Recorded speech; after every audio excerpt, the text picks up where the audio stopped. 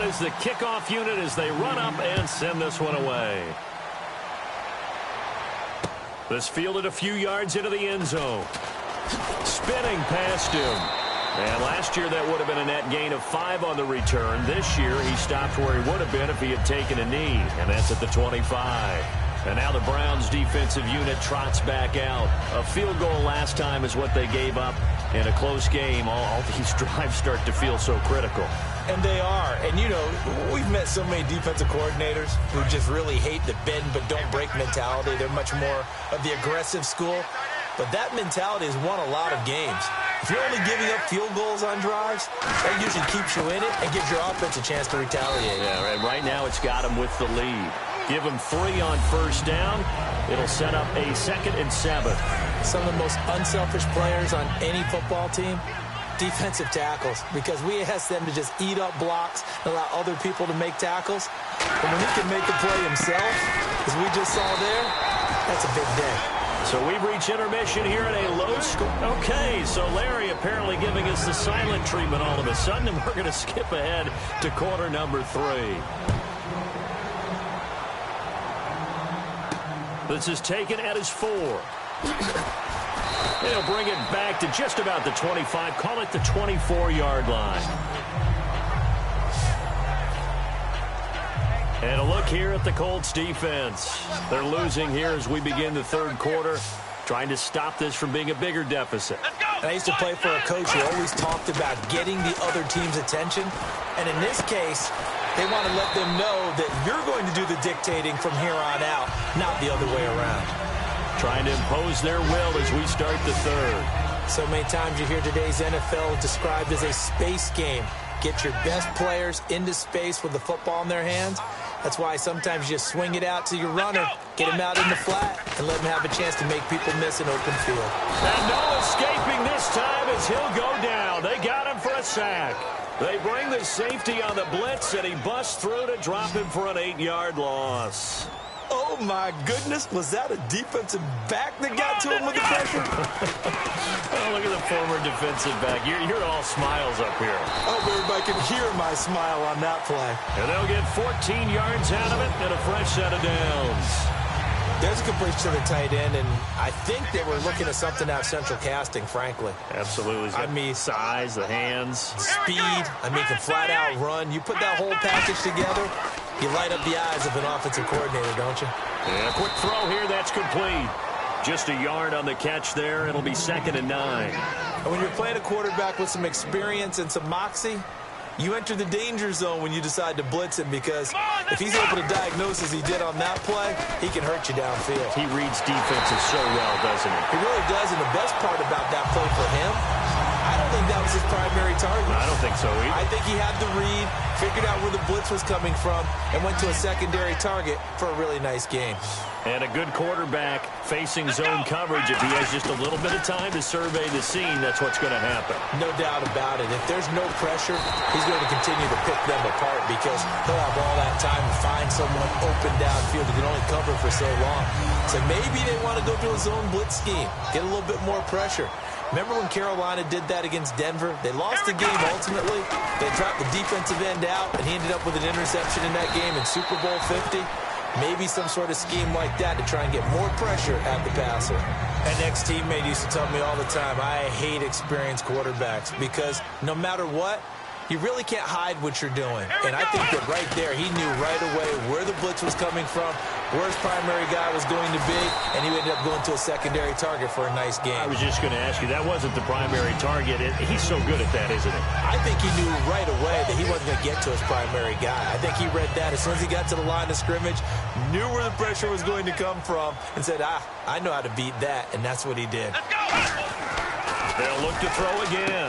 And he is into the end zone. Touchdown, Cleveland. Their big tight end. His 3rd touchdown now on the year. And the Browns add 6 to their lead. Boy, it's nice to have that big, reliable target you can go to. Each and every time. A lot of people see that position as a fallback. Throw it to them when all else fails. Not at all. This guy can make plays, and that's exactly what he just did. Yeah, play here for a touchdown.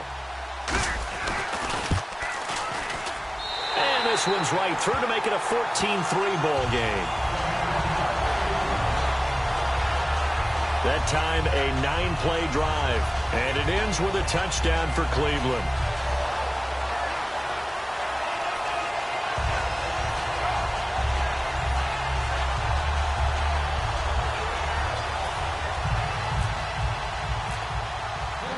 The Browns kicking team out there now as they'll send this one away. And they will not get a chance to return this one as it's through the end zone for a touchback. Here's the Colts now as they get ready for their first possession on offense of the second half. They trail offense first time to touch the ball in quarter 3, and we'll see what they can do. And I can't wait to see what they have planned, because some teams script to start a half. Other teams just go, okay, these are the sequence of plays we want to run. These things worked well for us.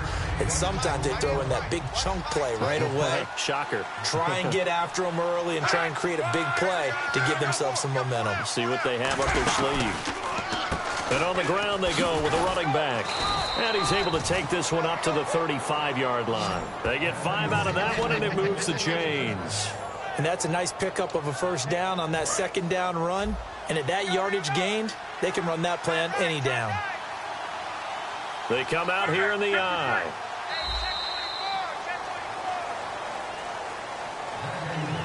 We have played 3 quarters. We'll return with more after this. This is the NFL, and it's on EA Sports.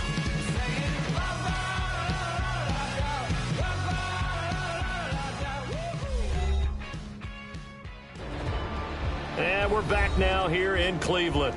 It's the Colts, so they've got the football, but they've got work to do, trailing here as we begin the fourth quarter. First down and 10 now for the offensive group.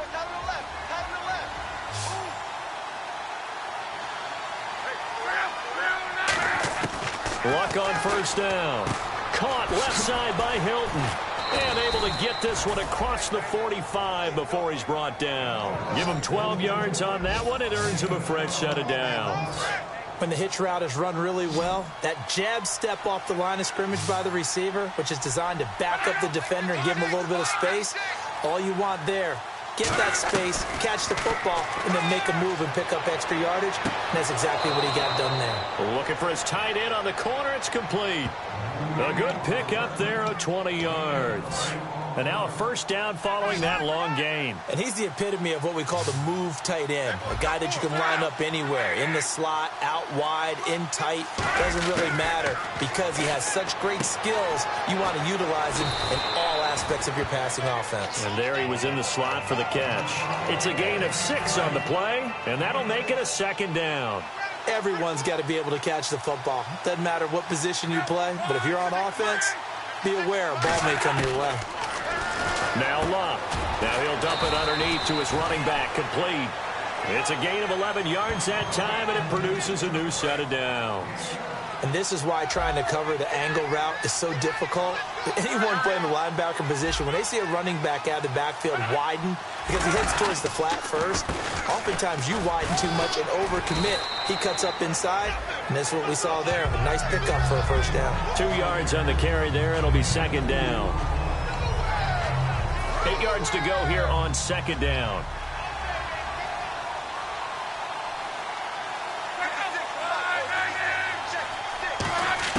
To throw on second down is Luck. And that's incomplete. T.Y. Hilton, the intended receiver, and it's third down.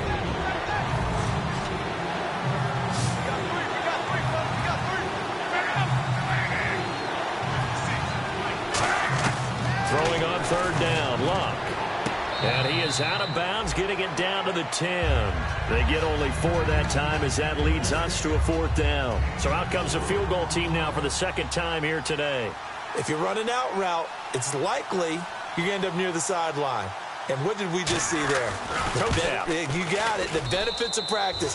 Toe tapping, foot dragging. picking it up and making sure it was a catch. All right, so you needed 2 scores to get back in the game. The field goal then maybe not exactly what they wanted, but it's a necessary first step. Still plenty of time remaining, but you could really use a stop defensively after the kickoff, preferably a 3-and-out. And now Cleveland geared up to take the field. And that last drive, a long drive, but not just that. They had a great air attack going. Do they stick with that? I would think that they would, because if they were confident enough to do it on the last drive, starting backed up in their own territory, why would you change anything? They've got to be confident about what they're presenting and continue to do so. Yeah, because the secondary, they really looked clueless. And that was amazing because that drive went and went, no adjustments, and no big plays by the defense to knock the ball away. And he fends him off, surveying the field. Time for a break. And his throw here's incomplete. We'll come back for the electrifying conclusion after this.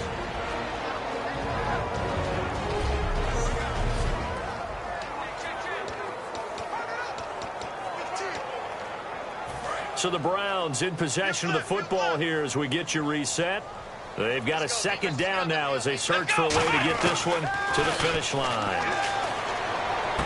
And incomplete there. A nice hit. Jars the ball free and brings up third down. On any passes in the middle of the field, anyone who's going after the football is going to be conscious that it's probably going to be contested, and often physically. Sometimes that leads to drops. And on third down, the Colts have added an extra defensive back. Flooding the passing lanes. They come up in an offset eye. He'll look to throw. And the third down pass falls incomplete. It looked like they had something there, but I think that he was thinking about running with the football before he actually hauled it in, and that led to a big drop.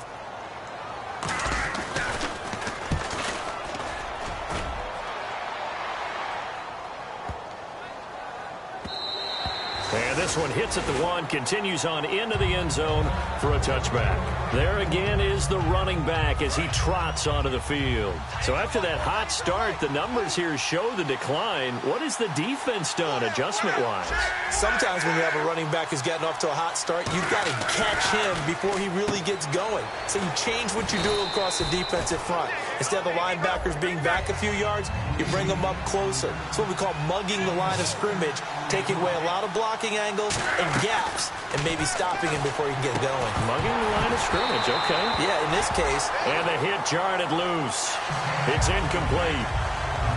We know it's not an easy job to go out and catch passes when people are trying to tackle you and knock the ball away, but the bottom line is that's a pass he's got to have and a pass he should have caught. He's back to throw, and he's got his man Hilton. And he'll get to the 29-yard line, brought down there. One score down, here we go. They're going to go for it here on fourth down.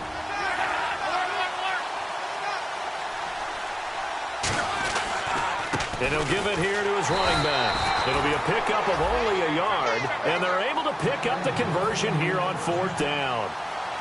And now they're in the hurry-up. Back to throw. Finding his safety valve here. That's complete. Just what you want on a first down run. Call it 8 yards. And it's 2nd and 2.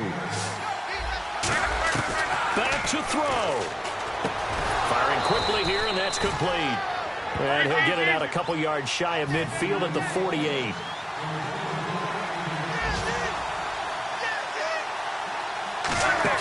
He'll look to throw. He's got time. And he can't get a throw off. He's taken down. What a huge play at this point in the game. And quickly, they get to the line.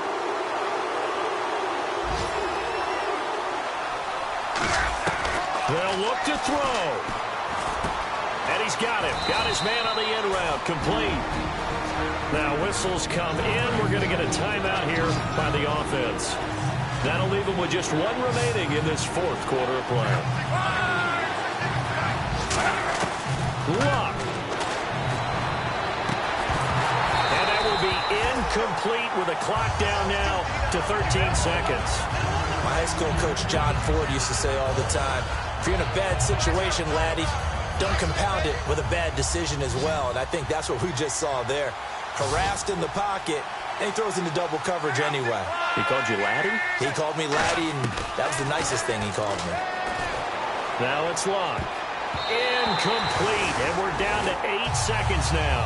They had to go for it with such little time remaining, and that'll be just about all she wrote for this one. So the defense asked to stay out and get one more stop. They were able to do it, forcing the incompletion. So on their record, that goes down as a successful play. Now hang on here. Timeout called by the defense. It'll be their third and final timeout, so as they talk things over, we'll step aside.